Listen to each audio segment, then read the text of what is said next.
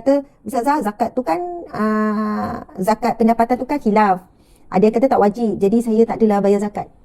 Tuan-puan sekalian, memanglah ada khilaf, tetapi yang lebih kuat adalah zakat pendapatan tu perlu dibayar.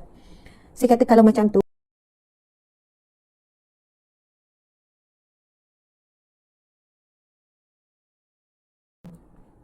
daripada Nabi SAW, dalam satu riwayat yang diriwayatkan daripada Allah Tabaraka wa Ta'ala, bahawa Allah berfirman, wahai hamba-hambaku, sesungguhnya aku mengharamkan pada diriku akan menganiaya, dan aku mengharamkan berbuat aniaya di antara kalian. Oleh kerana itu, janganlah kalian saling menganiaya. Pesanan pertama, wahai hamba-hambaku, kalian semua tersesat, kecuali orang yang aku beri petunjuk. Oleh kerana itu, mohonlah petunjuk kepadaku, pasti kalian akan kuberi petunjuk. Subhanallah, Allahu Akbar. Pesanan Allah yang kedua berkenaan dengan petunjuk muslimin muslimat. Sebab Allah berfirman dalam hadis qudsi ini, kalian semua tersesat kecuali orang yang aku beri petunjuk. Oleh kerana itu, mintalah petunjuk kepadaku, pasti kalian akan kuberi petunjuk. Nanti muslimin muslimat, kita akan berkongsi untuk setiap wasiat Allah ini, firman Allah ini, kita akan berkongsi doa. Ustazah, apa doa nak dapat petunjuk? Ustazah, apa doa supaya kita ni tidak menzalimi? Contoh kan, supaya kita tidak dizalimi dan tidak menzalimi. Okey, muslimin muslimat, seterusnya yang ketiga, wahai hamba-hambaku, kalian semua lapar kecuali orang yang aku beri makan, maka mohonlah makan kepadaku, pastilah kalian semua aku beri makan. Wahai hamba-hambaku, kalian semua dalam keadaan tidak berpakaian ataupun telanjang, kecuali orang yang aku beri pakaian, maka mohonlah pakaian kepadaku, pastilah kalian semua akan kuberi pakaian. Wahai hamba-hambaku, sesungguhnya kalian semua berbuat kesalahan pada malam hari dan siang hari, sedangkan aku mengampuni segala dosa. Oleh kerana itu, mohon ampun kepadaku, pasti kalian semua aku ampuni. Wahai hamba-hambaku, sesungguhnya kalian semua tidak dapat membahayakan aku, maka seandainya dapat, tentu kalian semua akan membahayakan aku. Demikian pula kalian semua tidak dapat memberikan manfaat padaku, maka seandainya dapat, tentu kalian semua akan memberikan manfaat kepadaku. Wahai hamba-hambaku, seandainya orang yang paling awal hingga yang paling akhir daripada kalangan manusia dan jin, semuanya mempunyai hati seorang yang paling takwa di antara kalian semua, maka hal ini tidak akan menambah sedikit pun pada keagungan kerajaanku. Wahai hamba-hambaku, seandainya orang yang paling awal hingga yang paling akhir daripada kalangan manusia dan jin, semuanya mempunyai hati seseorang yang paling jahat di antara kalian semua, maka hal ini tidak akan mengurangi sedikit pun pada keagungan kerajaanku. Wahai hamba-hambaku, seandainya orang yang paling awal hingga yang paling akhir dari kalangan manusia dan jin, semuanya berdiri di suatu tempat yang tinggi di atas bumi, lalu tiap seseorang meminta sesuatu kepadaku dan masing-masing aku berikan permintaannya, maka hal ini tidak akan mengurangi apa yang menjadi milikku, melainkan hanya bagaikan mengurangi jarum bila dimasukkan ke dalam laut. Wahai hambaku, hanya saja semua itu adalah amal perbuatan kalian sendiri. Aku menghitungnya untuk kalian, lalu aku memberikan balasannya.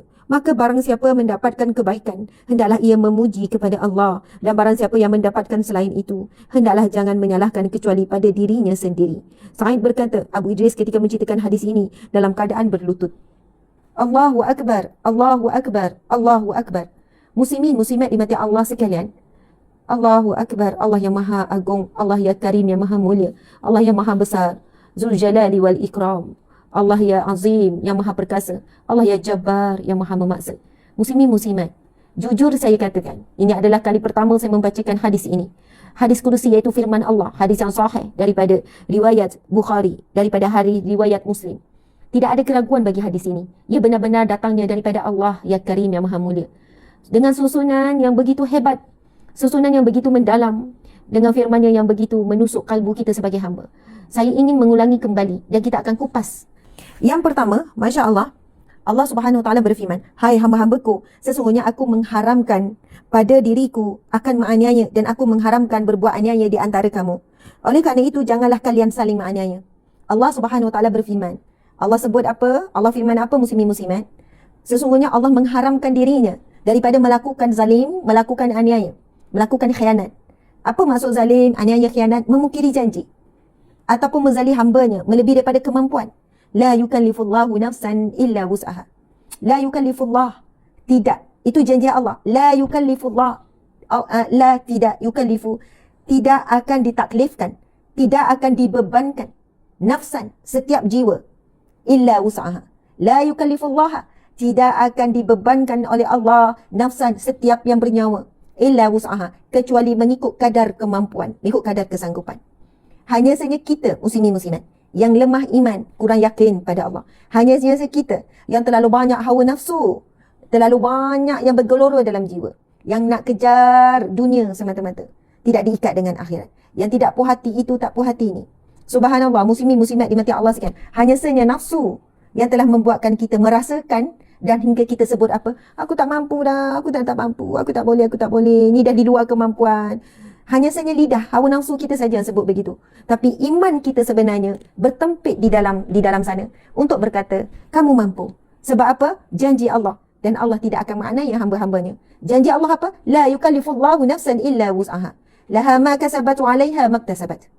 Allah berfirman, tidak akan dibebankan Allah akan setiap yang bernyawa sekadar kecuali mengikut kadar illa wus'aha, kecuali mengikut kadar kemampuan. Kepada semua yang sedang hadir, situasi apapun anda sekalian, ataupun ada di kalangan kita yang sedang sakit yang mana doktor kata tidak ada sembuh, tunggu masa saja, ataupun anda sedang menghadapi kehidupan yang berada di titik paling bawah, ataupun sedang kehilangan, hilang kekasih, hilang pasangan, hilang anak, hilang ibu ayah, hilang pekerjaan, hilang sumber rezeki, apa saja, yakin bahawasanya hakikatnya sesungguhnya kita mampu hadapi. Tuan-puan sekalian, kalau saya tanya, kan, yang ada ujian-ujian, kadang tu tanya soalan kan, yang ada ujian-ujian berat ni, kan, yang ada ujian-ujian berat ni, subhanallah, semua orang ada ujian, saya pun ada ujian. Kalau ditanya, kita nak memilih mati ke nak memilih untuk terus hidup? Nak memilih mati ke nak memilih untuk terus hidup? Jawab jujur. Saya nak tengok komen. Kita nak memilih mati ke nak memilih terus hidup? Kadang kan mulut tu cakap, dah tak mampu dah nak hidup, lebih baik mati. Betul ke kita nak mati? Betul ke? Ya. Hidup. Maksudnya kalau betul-betul kita diberi pilihan. Kamu dah tak mampu kan? Dah tak larat kan? Dah tak kuat kan? Okay, sekarang kamu diberi pilihan. Untuk terus hidup ataupun kamu nak mati. Dua-dua boleh sekarang. Lepas tu, yang tanya ni pula memang dia boleh bunuh. Kalau kamu nak mati, aku bunuh ni dengan cara yang tak sakit. Dengan cara kamu sedang tidur, kita pasang ni, kamu pengsan, lepas tu kita bunuh. Tuan-puan sekalian tahu kan? Barat memang ada kaedah yang bunuh dalam senyap tu. Maksudnya, siapa yang dah merancang, mereka dah boleh pilih tarikh kematian. Dan ini benar-benar berlaku. Mereka boleh pilih, okey nak mati pada tarikh sekian, dia dah ready apa semua. Dia masuk dalam satu alat, lepas tu dimasukkan satu bahan. Dikatakan itulah cara mati yang paling tenang bagi mereka. Sebab mereka takutkan mati sesak nafas ke, mati seorang-seorang ke, mati aksiden ke. Jadi mereka plan kematian mereka. Tuan-puan sekalian, semua orang pilih untuk hidup.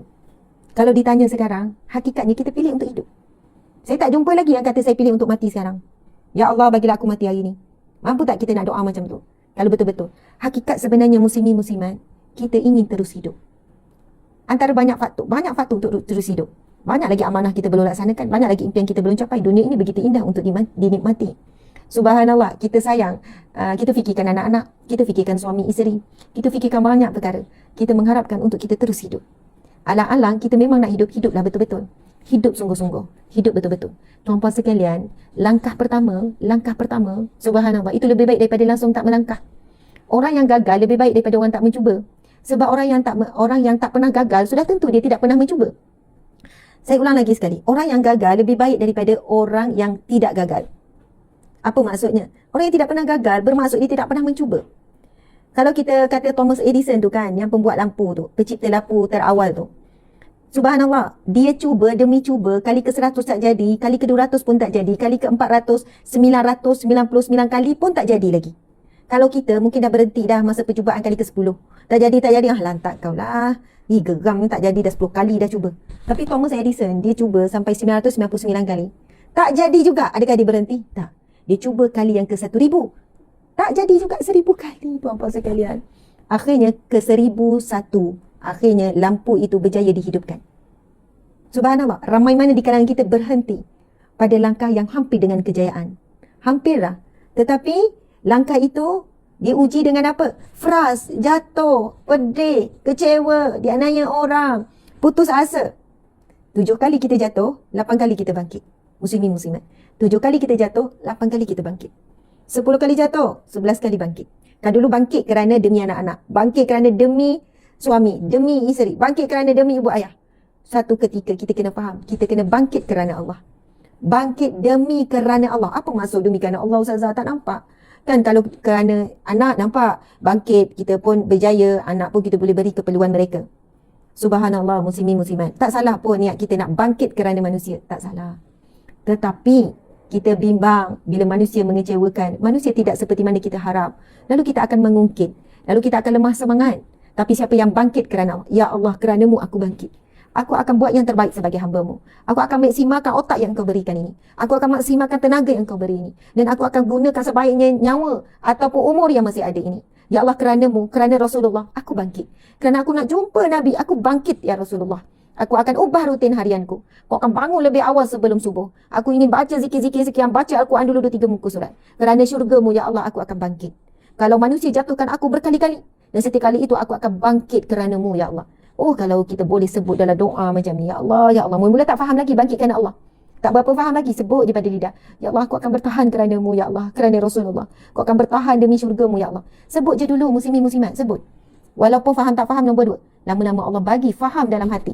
Saat kita terduduk kerana manusia, Allah akan bangkitkan kita segera. Dengan persekitaran, dengan Allah hantar orang-orang yang benar, dengan Allah berikan petunjuk-petunjuknya. Inilah istimewanya. Orang yang selalu berbicara dan memohon, meminta kepada Allah. Muslimin muslimat dimati Allah sekalian, yakin Allah tidak pernah menganiaya.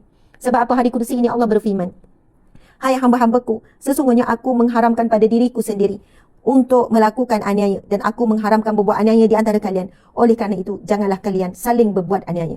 Itu yang pertama. Dan yang kedua, Allah Subhanahu wa taala berfirman, wahai hamba-hambaku, kalian semua tersesat kecuali orang yang aku beri petunjuk. Oleh kerana itu, mahulah petunjuk kepadaku, pasti kalian akan ku beri petunjuk. Subhanallah, Allahu Akbar. Masya Allah. Muslimin muslimat dimati Allah sekalian, Allahu Akbar. Untuk yang pertama, ada doanya. Ada doa daripada hadis Nabi SAW. Saya baca, tuan-puan ikut ya. Doa daripada hadis Nabi SAW.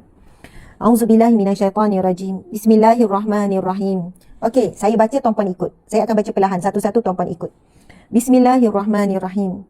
Bismillahi. Boleh ikut semua? Bismillahi. Tawakkaltu ala Allah. Ikut ya sahabat-sahabat. Bismillahi tawakkaltu ala Allah. Allahumma inni a'udzu bika an adilla au udalla au azilla au adalla au azlima au uzlama au ajhala au ujhala au yujhala alayya. Dengan nama Allah, aku bertawakal kepada Allah. Ya Allah, sesungguhnya aku berlindung kepadamu, ya Allah, daripada tersesat atau disesatkan, daripada tergelincir atau digelincirkan, daripada berbuat aniaya atau dianiayakan, daripada bertindak bodoh atau dianggap bodoh oleh orang lain atas diriku. Allahu Akbar, Allahu Akbar. Allahumma salli ala Muhammad. Muslimin muslimat dimati Allah sekalian, doa ini insya-Allah habis je live ni anda boleh pergi dekat FB, dekat page, anda boleh tengok ya. Allahu Akbar. Muslimin muslimat, doa supaya yang pesanan Allah yang pertama, firman Allah yang pertama, Allah mengharamkan dirinya melakukan aniaya, dan Allah mengharamkan kita melakukan aniaya, dan Allah berpesan jangan kamu melakukan aniaya. Jadi doa ini tolong tambah dalam doa harian, dan insya-Allah kita juga akan beramal dengan doa ni dalam kuliah kita. Jadi doanya apa? Muslimin muslimat dimati Allah sekalian yang kita baca tadi. Bismillahirrahmanirrahim. Allah, Allahumma inni a'udzubika an adilla au udalla au azilla au uzalla au azlima au uzlama au ajhala au yujhala alayya. Yang maksud Allah, indah sangat doa ni. Dengan nama Allah aku bertawakal. Dengan nama Allah aku bertawakal kepada Allah. Ya Allah, sesungguhnya aku berlindung kepadamu dari tersesat atau disesatkan, daripada tergelincir atau digelincirkan, daripada berbuat aniaya atau dianiayakan, daripada bertindak bodoh atau dianggap bodoh oleh orang lain atas diriku. Hadis sahih, hadis hasan sahih. Kadang-kadang kita diperbodohkan oleh orang. Kita diperbodohkan oleh orang. Ataupun kita pula bertindak bodoh. Oh, banyak tindakan bodoh kita. Banyak tindakan bodoh kita. Saya sendiri pun banyak tindakan bodoh. Ini bukan apa ni ya. Seronok juga sebut bodoh-bodoh ni kan. Kalau tak ni kita tak nak sebut. Muslimin muslimat, kita banyak buat tindakan bodoh. Hasil daripada apa? Hawa nafsu. Hasil daripada fikiran kita tak matang. Hasil daripada kita mengikut rasa kita, mengikut fikiran kita. Hasil daripada kejahilan kita, kita bertindak bodoh. Muslimin muslimat, ada 4 perkara perlindungan yang kita minta dalam doa yang sahih ini daripada Nabi. Ya Allah, dengan nama-Mu aku bertawakal kepada Allah. Sesungguhnya aku berlindung kepadamu dari tersesat atau disesatkan. Sama ada kita tersesat ataupun kita disesatkan. Pertama, daripada tergelincir atau digelincirkan. Tergelincir ataupun digelincirkan. Kan tergelincir kerana kita, digelincirkan kerana orang lain.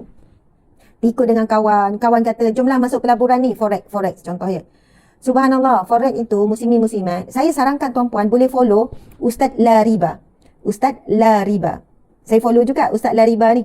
Tuan-puan boleh follow Ustaz La Riba. Peliknya nama Ustazah, Ustaz La Riba. Carilah Ustaz La Riba. L-A-R-I-B-A. Maksudnya La Riba, tidak riba. Tidak riba, tidak mahu riba. La Riba, tidak mahu riba. Ustaz La Riba, tak riba. Muslimin-muslimat, riba ini, siapa yang terlibat dengan riba, Allah mengumumkan. Allah umumkan apa? Allah mengisytiharkan perang kepadanya. Allah isytiharkan perang. Allahu Akbar. Orang yang terlibat dengan riba, Allah isytiharkan perang. Dan ini adalah satu perkara kita sebenarnya menggelincirkan. Sebab itu doa ini, Allah sesungguhnya aku berlindung kepadamu dari tersesat atau disesatkan. Tergelincir ataupun digelincirkan. Yang ketiga, berbuat aniaya atau dianiayakan. Yang keempat, bertindak bodoh atau dianggap bodoh oleh orang lain di atasku. Ini doa daripada Nabi, daripada hadis yang hasan sahih. Doa yang sahih daripada Nabi. InsyaAllah. Sebab apa? 4 perkara ni paling kita takut. Kita menganiaya orang, kita dianiaya ataupun kita dianiaya, kita berbuat aniaya atau kita buat aniaya ataupun kita dianiayakan. Kita tergelincir ataupun digelincirkan. Oh subhanallah. Ataupun kita bertindak bodoh ataupun kita dianggap bodoh oleh orang lain ke atas diri. Jadi ini doanya. Allah dah sediakan dah. Masya Allah. Muslimin muslimat. Contoh ya, ada staf kami. Dia nak beli motor. Saya pun tanya, kamu nak beli motor dengan apa? Oh, saya buat pinjaman bla bla bla. Saya kata, oh pinjaman tu. Kenapa kamu buat pinjaman tu? Oh mudah Ustazah. Sehari pun dokumen kita terus lulus. Mudah. Saya tak buat pinjaman bank. Dan bukan pinjaman alung juga. Pinjaman yang mana kalau bawah 10,000 macam tu lah dapat buat pinjaman ni. Saya tak nak sebut apa. Tuan-puan tahulah tu ya. Jadi pinjaman ni memang tak perlu pergi bank apa. Disediakan oleh kedai-kedai motor tu sendiri je. Penjual-penjual motor. Dia kata kalau nak buat pinjaman bank complicated. Tapi buat pinjaman ni mudah Ustazah. Sehari pun dah lulus. Saya kata kamu dah tengok. Kamu dah cek pinjaman tu disahkan oleh syarak tak? Disahkan tak? Ada panel pengesahan syariah compliant tak? Lepas tu dia cek kata tak ada. Lepas tu dia kata, Ustazah saya tak mampu kan nak beli cash. Tapi saya perlukan motor untuk lalik kerja ni. Kalau tak saya pinjam motor, saya tumpang. Sebelum tu, baru saya tahu sebelum tu dia tumpang kakak dia pergi kerja, kakak dia hantar. Jadi dah lama kerja dia nak beli motor. Saya pun kata pilihan pertama kamu buat ialah, pilihan pertama yang kamu buat adalah kamu buat bayaran ansuran dengan kedai. Dah habis bayar, kamu ambil. Bayarlah ansuran 500 sebulan ataupun 1,000 sebulan. Kamu pun tak ada komitmen lagi. Kan bagi tahu mak ayah habis. Tapi Ustazah, saya dah tak sabar dah nak motor ni. Lepas tu apa yang saya kata, kalau macam tu kamu pergi jumpa accountant. Duit bukan banyak pun. Tapi saya tak akan biarkan. Kalau saya tahu, kalau saya tanya ada staff yang terlibat dengan riba. Saya kata macam ni lah, kamu pergi jumpa accountant, buat sikit surat nak buat pinjaman dengan syarikat. InsyaAllah kita akan luluskan. Buat pinjaman dengan syarikat, kamu pergi beli motor, bayar ansuran dengan syarikat. Bayar ansuran. Subhanallah, Allahu Akbar. Sebab itu saya bagi tahu kepada semua staff, semua tim yang semakin membesar. Doakan satu hari nanti, kita boleh menyediakan pinjaman buat semua. Walaupun nak beli rumah, walaupun nak beli kereta. Subhanallah, tanpa langsung ada, bersih langsung daripada riba, langsung tak ada riba. Tuan-puan sekalian, kalau siapa yang bertanya, Ustazah, pinjaman Islamic banking tu ada riba tak? Sebab ada orang kata tetap ada riba walaupun Islamic banking. Muslimin muslimat, ia telah disahkan oleh panel-panel yang ada autoriti. Mereka bukan mudah ya nak keluarkan kenyataan-kenyataan ataupun persaksian bahawasanya ia adalah syariah compliant. Berat, mereka akan jawab dan menanggungnya di akhirat. Maka sekiranya kita tidak ada pilihan dan ia ada satu keperluan dan kita perlu buat pinjaman peribadi ataupun pinjaman perniagaan ataupun pinjaman apa sajalah, muslimin muslimat. Walaupun mungkin kosnya lebih mahal, lebih tinggi daripada konvensional. Kita kan, contohlah kita sebut, kenapa ya Islamic banking lagi mahal daripada konvensional? Islam apa macam ni? Cekik darah, Islam apa macam ni? Aniaya, Islam apa macam ni? Kan? Oh, dia punya interest lagi tinggi. Tuan-puan sekalian, subhanallah, adakah ada sesiapa yang memaksa untuk kalian berhutang, meminjam duit, untuk kalian membeli? Tidak ada.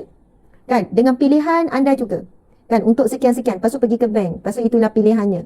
Lepas tu nak marah-marah pula. Kita faham kan? Kita faham. Faham apa muslimin muslimat? Dia macam ni kan? Sebenarnya cara mudah saya sendiri faham. Saya sebagai orang awam sebab saya tak pakai muamalat. Kita pergi bank, kita cakap nak beli rumah. Bank tanya berapa rumah tu. Okey, rumah tu harga 300,000.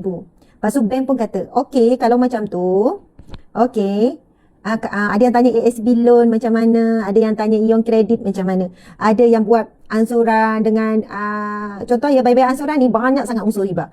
Contohnya coach members tu macam mana Ustazah? Saya, tuan-puan sekalian, saya sarankan tuan-puan pergi dekat website, tuan tanya sendiri, cek sendiri sebenarnya ada syariah compliant atau tidak. Lah kalau mereka kata, okey, forex kami ni bukan macam forex yang lain. Forex kami ni forex halal. Okey, pelaburan kami ni pelaburan halal. Lepas tu mereka bagi apa jual lah, bisnes-bisnes emas ke yang berada di pasaran, apa jua bentuk transaksi muamalat yang boleh keuntungan ni, pelaburan emas ke, pelaburan itu ini ke. Pertama, kena cek ada tak syariah compliant. Lepas tu mereka bagi sijil. Ni bukti ni bahawasanya transaksi kita adalah mengikut syariat. Disahkan halal, tidak ada syubhah dia kata. Yang step yang kedua adalah siapa yang mengesahkan tu, adakah pihak yang berautoriti? Adakah buat research sikit lah, jangan malas lah. Ini urusan yang besar. Nah, Allah berfirman di Al-Quran, Allah isytihar perang kepada sesiapa yang terlibat dengan riba. Bukan main-main tuan-puan sekalian. Hidup macam cukup, hidup macam lebih, hidup macam ada semua.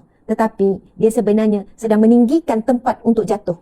Nampak naik. Tapi sebenarnya ia meninggikan tempat untuk jatuh, bila jatuh hancur lebur. Subhanallah. Nanti kita akan bacakan beberapa hadis yang berkenaan dengan riba. Beberapa dalil, insya-Allah sekejap lagi kita akan bacakan dalil-dalil hadis firman Allah berkaitan dengan riba. Muslimin muslimat dimati Allah sekalian. Tak cukup kalau diberikan sijil, bukti, disahkan halal, patuh syariah, tak cukup. Sebab apa? Kita kena tengok siapakah yang mengisytiharkan patuh syariah tu. Sebab di Malaysia ni memang dah ada badan yang berautoriti, pihak-pihak yang telah diberikan kepercayaan kerana amanah, kerana faqih, kerana sekian-sekian. Dan banyak kes muslimin muslimat. Dulu kan saya handle banyak isu masalah rumah tangga. Sebagai apa? Perunikah rumah tangga. Sampai sekarang pun. Jadi ada beberapa perkara saya akan semak. Bila mereka kata masalah anak, masalah keluarga, masalah itu, masalah macam-macam masalah ni, Masya Allah. Jadi ada beberapa perkara. Dan ditanya solat macam mana? Rukun iman, rukun Islam dia tanya. Solat. Saya solat Ustazah. Puasa, saya puasa Alhamdulillah. Kita cek ketiga, zakat. Ramai yang sangkut pada zakat. Oh zakat, ada orang kata zakat tu ada yang kata Ustazah, zakat tu kan zakat pendapatan tu kan khilaf. Ada yang kata tak wajib, jadi saya tak adalah bayar zakat. Tuan-puan sekalian, memanglah ada khilaf, tetapi yang lebih kuat adalah zakat pendapatan tu perlu dibayar. Saya kata kalau macam tu, puan pergilah ke kaunter zakat, tanya dulu. Dan puan kerja berapa lama? Dah 20 tahun Ustazah. 20 tahun tak pernah bayar zakat. Pergi kat kaunter, tanya. Puan dengar sendiri penjelasan mereka. Puan kena bayar zakat puan. Mungkin inilah punca keretakan rumah tangga. Inilah punca. Rumah tangga orang retak juga tapi bercantum kembali. Retak juga, bukan tak pernah retak, nama pun rumah tangga kan. Retak juga tapi berjaya digam dan lebih kuat daripada sebelumnya. Retak juga tetapi subhanallah tak lama. Tapi masalahnya ni semakin retak. Ramai mana orang kahwin 10 tahun suami isteri tak pernah ada hubungan suami isteri. Dah kahwin 5 tahun, awal-awal perkahwinan je bahagia. Lepas tu buat haluan masing-masing, bilik asing-asing. Subhanallah, buat hal macam tak ada apa. Bertahan sebab apa? Malu dengan orang je. Bertahan sebab apa? Sebab anak-anak je. Anak-anak bukan tak reti, anak-anak tengok mak ayahnya tak ada komunikasi. Mak ayahnya tak ada gurau senda. Mak ayahnya buat hal sendiri. Anak-anak menderita. Anak-anak trauma dalam perkahwinan. Anak-anak tidak mahu kahwin sebab melihat penderitaan yang jelas di depan mata. Buat-buat bahagia. Ingat anak-anak tak boleh baca. Tuan-puan sekalian, terlalu ramai sebenarnya. Rupanya punca-puncanya antaranya adalah sumber rizki. Daripada sumber rizki, kalau sama ada tak bayar zakat ataupun bercampur dengan riba, lalu duit itulah diguna pakai untuk beli rumah. Macam mana rumah tu nak tenang? Duit itu jugalah diguna pakai untuk kereta. Macam mana nak tenang dalam kereta? Tak ada berkat muslimin muslimat. Tak ada berkat. Allahu Akbar. Jangan risaulah. Pergi je ke kaunter zakat tu. Terus terang. Dia orang tak ada nak blame-blame, nak judge ke. Puan 20 tahun tak pernah ni. Dahsyat puan ni. Pakai tudung labu tapi tak bayar zakat. Tak ada. Mereka sangat baik-baik. Mereka sangat bagus. Mereka akan cuba rungkaikan permasalahan kita. Dan ada banyak kes pengalaman bila mereka start bayar zakat. Alhamdulillah Ustazah, perubahan yang besar sangat pada anak-anak. Perubahan yang besar pada suami saya Ustazah. Rupanya punca saya tak bayar zakat dia. Suami saya tak nak bayar zakat lagi. Macam mana Ustaz? Tak apa. Puan terus doa. Ataupun puan bayar zakat niat juga untuk suami. Nanti akan nampak. So daripada sumber rezeki itulah dibeli makanan untuk jadi darah daging. Allahu Akbar. Okey, muslimin muslimat dimati Allah sekalian. Kita akan bacakan firman Allah Subhanahu wa taala surah Al-Baqarah ayat 275. Wa ahallallahu al-bai'a wa harrama riba. Allah telah menghalalkan berjual beli berniaga, Allah menghalalkan jual beli dan Allah mengharamkan riba. Daripada Abu Hurairah radhiyallahu anhu bahawa Nabi sallallahu alaihi wasallam bersabda dalam hadis yang sahih, sabda Nabi sallallahu alaihi wasallam, ini adalah hadis yang sahih. Riwayat Bukhari dan Muslim. Jauhilah kamu daripada 7 dosa besar. Nabi bersabda, jauhilah kamu daripada 7 dosa besar. yang akan membinasakan. Para sahabat bertanya, apakah ia wahai Rasulullah? 7 dosa besar. Sila tuliskan nota. Apakah 7 dosa besar? Yang Nabi kata, ia akan membinasakanmu. Membinasa di dunia, binasa di akhirat. Yang 7 perkara. 7 perkara. Yang mana Nabi kata, jauhlah kamu daripada 7 dosa besar yang akan membinasakanmu, dunia dan juga di akhirat. Para sahabat bertanya, apakah ia wahai Rasulullah? Rasulullah pun bersabda, yang pertama, syirik kepada Allah. Yang kedua, sihir. Yang ketiga, membunuh jiwa yang telah diharamkan oleh Allah, melainkan dengan kebenaran. Yang ketiga, memakan riba. Yang keempat, memakan riba. Subhanallah. Yang kelima, makan harta anak yatim. Yang keenam, melarikan diri daripada peperangan. Yang ketujuh, menuduh wanita yang beriman, menuduh dengan berzina. Itu 7 dosa besar yang Nabi kata, cuba kamu elakkan sejauh-jauhnya. Tuan-puan yang dirahmati Allah sekalian, Masya Allah, riba termasuk 7 dosa yang membinasakan. Dan disebut juga sihir. Muslimin muslimat, sihir hari ini tak sesusah macam dulu. Dulu kalau nak buat sihir, pergi jumpa bomoh, bayar bomoh, masuk hutan, perjalanan jauh nak jumpa bomoh. Tapi hari ini sihir boleh dibuat sendiri. Orang-orang, anak-anak muda, anak-anak tua, tak kira siapalah, bila dia datang benci. Sebab itu doa daripada surah Al-Falaq, muslimin muslimat, Allah mengajarkan kita mohon perlindungan daripada sihir ni. Bahaya sangat. Subhanallah. Orang yang dengki tak bahaya. Orang dengki dah bahaya. Tetapi apabila dia melakukan kedengkian, itu yang paling bahaya. Sebab itulah doa daripada surah Al-Falaq, kan? Qul a'udzu birabbil falaq min syarri ma khalaq wa min syarri ghasiqin idza waqab wa min syarri naffatsati fil 'uqad. Dan kami mohon perlindungan daripada sihir. Bacaan-bacaan mantra-mantra sihir yang dibacakan pada buhul, ahli-ahli sihir. Wa min syarri hasidin iza hasad. Subhanallah. Dan daripada pendengki, orang yang berdengki apabila dia melakukan kedengkian. Ada manusia, dia dengki dalam hati. Ada manusia dengki dia tunjuk dengan dia create fitnah, padahal datang daripada hasad dengki. Tuan-puan sekalian, subhanallah, pergerakan kami NGO Sahabat Amal Care ni ada je orang yang cari. Sampai dahsyat tu, dia tengok semua tu. Dia tahu semua maklumat dan dia suka sebarkan fitnah. Tak tahu sebab apa. Kita pun tak tahu siapa. Tapi fitnah tu tersebar. Sehingga orang bersangka buruk. Sampai orang benci kita. Orang percaya pula pada fitnah tu. Kan, dia create je cerita-cerita yang tak logik. Bukti-bukti yang, maksudnya soalannya benda tu real, bukti. Tapi bila kita jumpa orang, dia kata, Ustazah, saya percaya, saya sampai peringkat saya percaya. Saya rasa geram dan benci bila Ustazah ni. Sebab apa? Saya percaya pada fitnah tu. Orang kata Ustazah tak boleh dipercayai, tipu apa semua. Saya kata sebab apa ya? Sebab tak ada apa-apa. Kita pun tak kenal siapa dengki, iri hati. Sebab apa yang bahaya orang dengki ni? Apabila dia melakukan kedengkian, dia mula sebar fitnah, dia mula buat rumus-rumus yang jahat. Itu bahaya. Sebab itu ada orang dengki tapi dalam hati dia nyampas seorang dia je. Tapi bila dia start melakukan kedengkian, dia buat usaha-usaha untuk memenuhkan hasad dengkinya. Sampai peringkat sihir contohnya. Sekarang sihir muslimin muslimat. Ibu ayah, tolong saya nak pesan, tolonglah cek anak-anak muda, anak-anak kalian. Saya sebutlah ya muslimin muslimat sebab kita dah sebut ni. Kisah benar. Masa tu saya dijemput ceramah ke satu institusi. Kalau saya sebut universiti apa, semua kenal lah. Universiti ni antara universiti terglamour di Malaysia. Ada banyak cawangan. Universiti ni glamour lah, banyak lah dia punya ni. Antara student paling ramai lah. Masya Allah, universiti glamour lah. Saya pergi salah satu cawangannya. Universiti kerajaan lah ni, bukan swasta. Lepas tu kan, masa dah habis ceramah, lepas tu ada ustaz ni pensyarah tapi dia jadi fellow juga. Lepas tu dia kata, Ustazah, sekali-sekala kita buat operasi. Saya kata, oh pelajar universiti pun buat juga operasi? Ya, kita buat spot check. Dan kita sangat sedih Ustazah bila kita dapati buat spot check, cek lokal dia orang, bilik dia orang. Sebab kadang dia orang ni kotor macam-macam. Yang sedihnya kita jumpa banyak sangat bahan-bahan untuk buat sihir. Bahan-bahan yang syirik, bahan-bahan khurafat.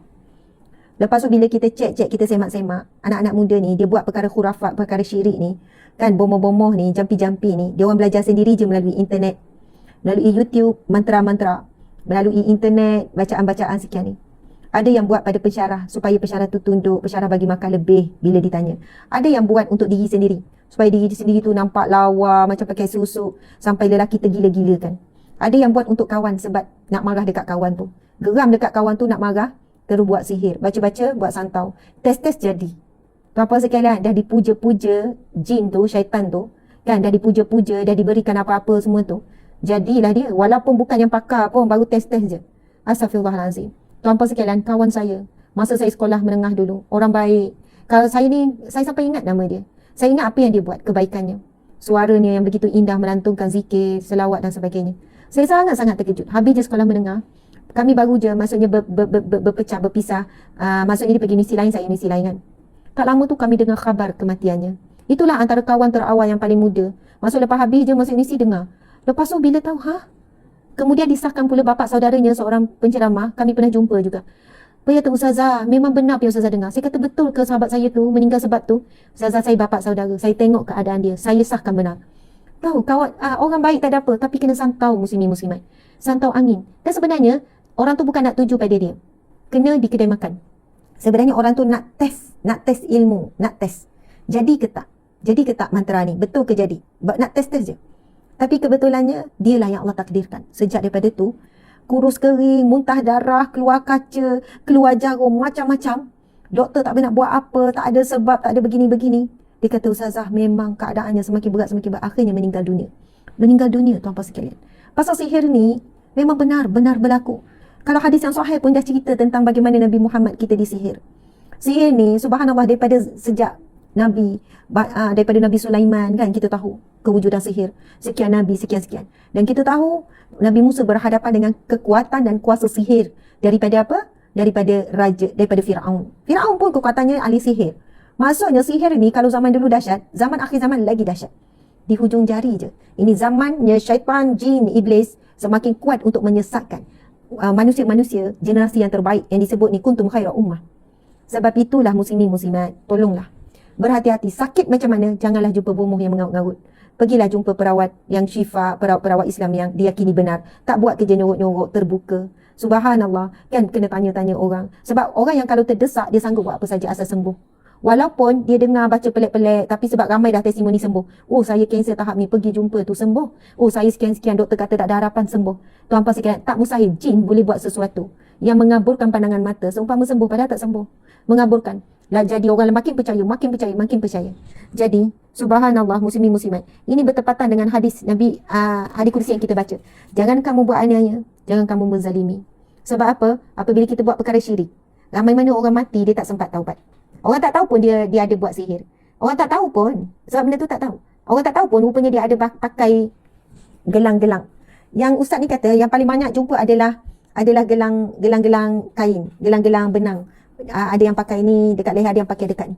Lepas tu bila ditanya, pensyarah ni cakap, dia kata, Ustazah, bila saya tanya, kenapa ni kamu ada simpan adalah macam barang-barang yang ustaz ni boleh cam. Ustazah ni boleh cam. Ini benda pelik ni ada bahan apa. Bila check, bila tanya, ini mak saya bagi untuk dia kata bantu kuatkan daya ingatan. Ini ayah saya pesan ni suruh pakai ni, gelang, bertali. Dia kata dah dibacakan dah mantra-mantra supaya pensyarah kesian bagi Makkah. Beri makan yang baik. Orang tengok saya berseri-seri, orang suka, mudah jatuh suka. Maksudnya, saya kata, ya Allah, ibu bapa yang bagi. Ibu bapa yang bagi. Suruh pakai. Lepas tu, yang kita risau, kita tengok. Minta maaf ya, contohnya, ada anak-anak yang suka menangis, baby suka nangis. Lepas tu buat rawatan ni tak jadi. Akhirnya pergi jumpa bomoh. Bomoh pun ikat tani. Kata, jangan risau, saya ni, tali ni nanti kalau budak ni pakai, dia tak nangis dah. Tak nangis dah. Jin takut nak datang dekat. Saya pernah tanya kan, itu tali-tali tangkal-tangkal tu, sebenarnya apa yang dia kata sebenarnya? Ada setengah perawat kata, ada setengah tangkal tu, bersama dengan tangkal tu ada jin yang lebih besar. Jadi, bila jin nak ganggu anak ni, dia takut pada jin yang ada bersama ni. Itu semua ada unsur-unsur khurafat, syirik dan sebagainya. Tuan-tuan sekalian, maaflah kalau sebut macam ni ya. Ada orang yang dia berhujah juga. Tak ada apa tu, Ustazah, jangan mudah-mudah kata syirik. Sebenarnya pakai tu ikhtiar saja, atas nama ikhtiar. Tapi kita tak tahu kenapa perlu ikhtiar dengan tangkal-tangkal. Sedangkan kita boleh doa direct dengan Allah. Kita boleh ikhtiar, mohon perlindungan dengan Allah direct. Baca-baca, yakin dengan Allah. Anak yang selalu menangis ni, insya-Allah Allah berikan kekuatan, Allah berikan perlindungan daripada gangguan. Tuan-puan sekalian, Allahu akbar, muslimin muslimat. Allah berfirman lagi, wahai hamba-hambaku, kalian semua lapar kecuali orang yang aku beri makan, maka mohonlah makan kepadaku, pastilah kalian semua aku beri makan. Okey, itu adalah firman Allah yang ketiga dalam hadis qudsi ni. Yang keempat, wahai hamba-hambaku, kalian semua telanjang kecuali orang yang aku beri pakaian, maka mohonlah pakaian kepadaku, pastilah kalian semua aku beri pakaian. Hadis qudsi ni Allah berfirman seolahnya apa saja minta dengan Allah. Apa saja, subhanallah, walaupun kita mampu pun beli pakaian. Tak adalah sampai nak doa, ya Allah nak beli pakaian, ya Allah. Kan, subhanallah. Sebab apa? Terlintas nak beli, orang yang ada duit dia pergi je lah beli. Tak ada perlu meminta-minta. Tetapi Allah mengajarkan kita apa-apa bergantung pada dia. Allah SWT berfirman, wahai hambaku, kalian semua lapar. Lapar tak sekarang? Saya pun lapar. Kan? Mintalah dengan Allah. Allah kata, kecuali orang yang aku beri makan, maka mohonlah makan kepadaku, pasti kalian semua aku beri makan. Masya Allah. Ini siapa yang suruh ni? Allah. Allah berfirman, sesungguhnya kalian semua lapar. Dan kecuali orang yang aku beri makan, maka mintalah makanan kepadaku, nescaya aku beri makan. Allah berfirman yang keempat, wahai hamba-Ku, kalian semua telanjang, kecuali orang yang aku beri pakaian, maka mintalah pakaian daripadaku, nescaya aku beri pakaian. Oh, seronok kalau hidup macam ni, semua minta dengan Allah. Ustazah, tapi lepas tu kan duit sendiri kena usaha. Akan ada beza tuan-puan sekalian. Sudah tentu akan ada beza. Orang yang tak minta langsung dengan Allah sebab dia ada duit, dia terus dia order Foodpanda, makanan sampai. Sudah tentu ada beza dengan orang yang minta dulu dengan Allah, barulah dia buat next step. Ya Allah, aku lapar, ya Allah, berilah aku makan, ya Allah. Bahasa Melayu je, tak payah susah-susah, bahasa Melayu. Tak perlu nak, apa doa dia nak hafal bahasa Melayu je. Ya Allah, aku lapar, ya Allah, berikanlah aku makan, ya Allah. Engkau lah yang maha memberi makan. Subhanallah. Lepas tu janganlah tunggu tercongok. Mana makanan ni? Mungkin daripada langit, mungkin nanti jiran ketuk, mungkin sekian-sekian. Tunggu je lah, sampai tengah hari tunggu. Sampai petang tunggu, sampai malam tunggu, memang tak ada lah. Mungkin berlaku lah keajaiban, tiba-tiba tintong, jiran bagi makanan. Allahu Akbar. Mungkin boleh berlaku. Tapi muslimin-muslimat, buatlah step seterusnya. Orderlah makanan tu ataupun pergilah masak. Tapi apa yang berlaku perbezaan besar adalah time kita makan. Akidah. Itu paling besar. Akidah, sistem kepercayaan. Kita makan tu kita rasa bahawa yang beri makan adalah Allah. Yang selama ni kita dah rasa yang beri kenyang kerana makanan. Yang beri makan adalah kerana kita usaha. Yang beri makan sebab mak ayah kita hidang. Makasih mak, masak, makasih sayang, masak, saya dapat makan. Thank you. Tapi orang yang dah terbiasa minta makanan dengan, ya Allah aku lapar, berilah aku makan, ya Allah. Lepas tu makanan tu sampai dengan usaha dia ke atau dengan orang lain ke, Masya Allah, Alhamdulillah, ya Allah, benar ya Allah, engkau memang beri aku makan. Akhirnya kita selalu merasa Allah yang beri. Bayangkan ya, Allah berfirman, wahai hamba-Ku, kalian semua telanjang, kecuali orang yang aku beri pakaian, maka mohonlah pakaian kepadaku, pasti kalian semua aku beri pakaian. Lepas tu kan, kita paman, ya Allah, berikanlah aku pakaian, ya Allah. Kita pun pilih-pilih, kita pun pakai. Kita merasakan bahawa ini Allah yang beri. Lalu Allah akan pimpin kita untuk memakai pakaian yang Allah suka. Dan Allah akan pelihara kita. Allah akan jaga kita dengan pakaian tersebut. Masya Allah, sehinggakan mata-mata yang berniat jahat tidak menundukkan pandangan. Sehinggakan mata-mata yang bernafsu pun bila tengok kita, dia akan dipotong. Maksudnya dipotong hawa nafsunya bila pandang kita dengan pandangan hormat. Sebab kita pakai itu, kita merasakan pakaian itu daripada Allah. Indah sangat hidup dengan Allah. Indah. Hidup dengan manusia pun dah seronok. Hidup dengan suami yang penyayang, isteri yang penyayang, anak-anak pun dah seronok. Hidup dengan Allah tak terkata seronok, tak tergambar, tapi kena latih. Kemudian yang kelima, wahai hamba-hamba-Ku, sesungguhnya kalian semua berbuat salah pada malam hari dan siang hari, sedangkan aku mengampuni segala dosa. Oleh kerana itu mohon ampunlah kepadaku, pasti kalian semua aku ampuni. Semua yang keenam, Allah berfirman, ini hadis sahih riwayat Muslim ya. Hadis sahih riwayat Muslim. Ia ada firman Allah, hadis qudsi. Wahai hamba-hamba-Ku, sesungguhnya kalian semua tidak dapat membahayakan aku. Maka seandainya dapat, tentu kalian semua akan membahayakan aku. Allahu Akbar. Allah berfirman, ini firman Allah. Tanpa ragu ni, ini adalah hadis yang sahih, hadis qudsi. Allah berfirman apa? Wahai hamba-hamba-Ku, sesungguhnya kalian semua tidak dapat membahayakan aku. Maka seandainya dapat, tentu kalian akan membahayakan. Tentu kalian semua akan membahayakan aku. Allahu Akbar. Apa maksud tersirat daripada firman Allah ini? Seolahnya sekiranya kita boleh membahayakan Allah, Allah kata, kalian akan membahayakan aku. Maksudnya, sikit nak marah. Ya Allah, apa ni ya Allah? Buat aku macam ni. Ya Allah, kenapa takdirkan aku macam ni? Ya Allah, cepatlah sikit bagi aku jodoh. Ya Allah, cepatlah sikit, aku dah usaha keras ni. Tiba-tiba hujan dah pula habis nasi lemak aku ni.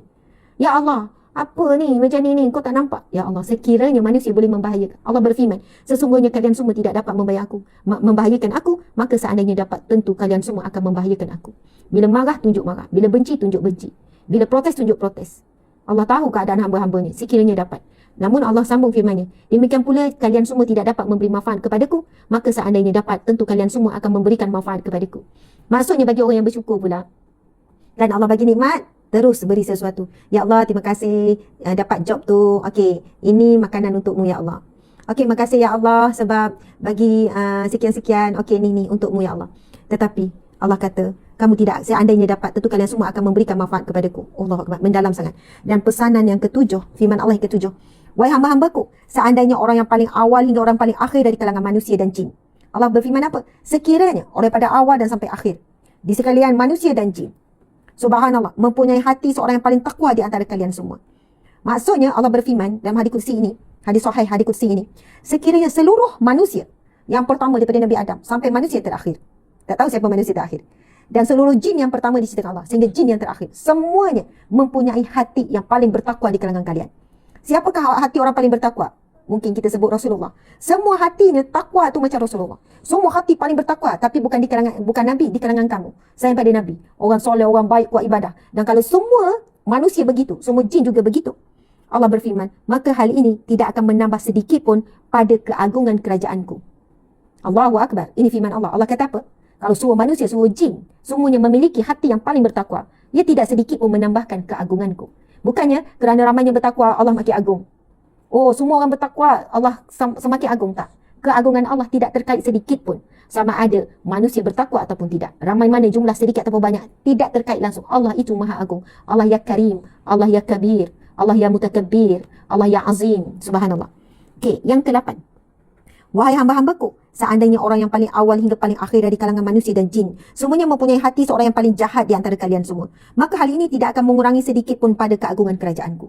Firman Allah seterusnya, yang ke-8, Allah berfirman, sekiranya seluruh manusia daripada Nabi Adam sampai manusia yang terakhir dan seluruh jin yang pertama diciptakan Allah, dan bilangan jin berganda-ganda banyak daripada kita, semuanya mempunyai hati orang yang paling jahat, bunuh orang, fitnah orang, khianat orang, apa semualah, mempunyai hati paling jahat. Maka Allah berfirman, maka hal ini tidak akan mengurangi sedikit pun pada keagungan kerajaanku. Allah tak heran pun kalau semua manusia syirik, semua manusia kufur, semua manusia buat kejahatan, tidak mengurangi sedikit pun keagungan kerajaan Allah. Dan kalau semua manusia bertakwa pun tidak akan menaikkan keagungan Allah. Dan yang ke-9, Allahu Akbar. Wahai hamba-hambaku, seandainya orang yang paling awal hingga paling akhir dari kalangan manusia dan jin semuanya berdiri di satu tempat yang tinggi di atas muka bumi, lalu tiap-tiap seseorang meminta sesuatu kepadaku dan masing-masing aku berikan permintaannya. Muslimin muslimat, dengar baik-baik apa yang Allah sampaikan kepada kita. Allah SWT berfirman, sekiranya seluruh manusia, seluruh jin, daripada manusia pertama sampai manusia terakhir, jin yang pertama sampai jin yang terakhir. Kalau manusia hari ini saja ada lebih kurang hampir 7 bilion manusia pada muka bumi yang ini 7 bilion. Kita cerita 7 bilion manusia je. Naik berada di satu bukit yang tinggi lalu meminta, kamu nak apa? Saya nak duit ya Allah, 7 juta. Allah bagi.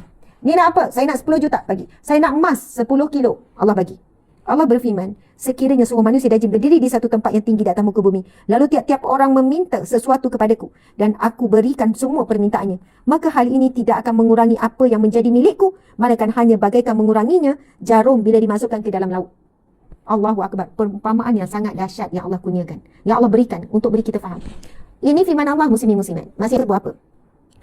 Sekiranya dikumpulkan manusia pertama, manusia terakhir, dikumpulkan di atas tempat yang tinggi, lalu mereka diberi peluang untuk meminta dan Allah makbulkan. Ya Allah, aku nak anak 5 orang, Allah bagi. Ya Allah, nak ini, nak ini. Semua Allah kurniakan. Allah kata, ia tidak mengurangi apa yang menjadi milikku, melainkan hanya bagaikan mengurangi jarum bila dimasukkan ke dalam laut. Allah bagi ibarat tu seolahnya. Allahu Akbar. Tuan-puan sekalian, jarum masuk dalam laut. Kalau jarum masuk dalam air satu baldi, kita boleh nampak jarum tu. Okey, kita boleh nampak tu jarum. Saya nak tanya, kalau jarum tercicir dalam laut, ada siapa boleh cari tak jarum yang halus tu? Ada siapa boleh jumpa tak? Takkan ada. Mustahil akan jumpa jarum tu. Bayangkan ya, Allahu Akbar. Allah bagi perumpamaan, sekiranya seluruh manusia berkumpul meminta sesuatu, lalu Allah nak apa saja, Allah beri. Tidak akan mengurangi sedikit pun apa yang menjadi milik Allah Subhanahu Wa Taala. Tidak lebih pun, melainkan hanya bagaikan mengurangi jarum bila dimasukkan ke dalam laut. Umpama seperti sebesar jarum tu je, muslimin muslimat. Itu pun kalau diberikan nikmat kepada seluruh. Subhanallah. Allah berfirman lagi, yang ke-10, wahai hamba-hambaku, hanya semua itu adalah amal perbuatan kalian sendiri. Aku akan menghitungnya untuk kalian, lalu aku memberikan balasannya. Maka barang siapa yang mendapat kebaikan, hendaklah ia memuji kepada Allah, dan barang siapa yang mendapatkan selain itu, hendaklah jangan menyalahkan kecuali pada dirinya sendiri. Ini peringatan daripada Allah. Allahu Akbar. Allah ingatkan kita apa? Barang siapa mendapat kebaikan, hendaklah dia memuji Allah. Alhamdulillah, subhanallah, Allahu Akbar. Dan barang siapa yang mendapat selain itu, dapat keburukan, jatuh, silap, apa sajalah, dihina, dimaki, keburukan ya, hendaklah jangan menyalahkan kecuali pada dirinya sendiri. Saya berkata, Abu Idris ketika menceritakan hadis ini dengan keadaan berlutut. Muslimin, muslimat yang dirahmati Allah sekalian. Masya Allah, Allahu Akbar.